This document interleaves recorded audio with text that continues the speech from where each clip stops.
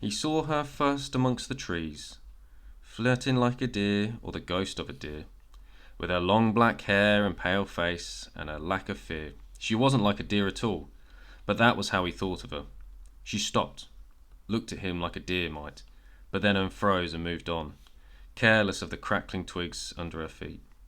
She was from the big house, and he had heard about her.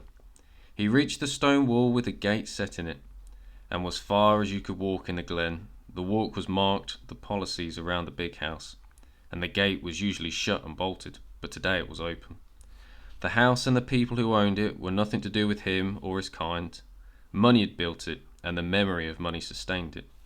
The girl's parents were hardly ever there. He'd heard, though he couldn't recall who had told him this. Her father was in London, her mother in France. They led separate lives, so the story went, and neither of them worked. They didn't have to. That was what made them different. He was just a boy from the village, and she'd been away at school, so they'd never met. That was not supposed to happen. The house was old looking, but not as big as he'd expected. He'd expected a castle. How could he have walked these woods for so many years and never seen the place?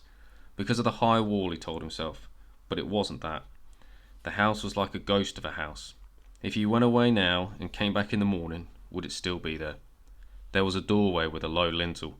The door was of thick, rough wood with iron studs in it. It was open, as the gate had been.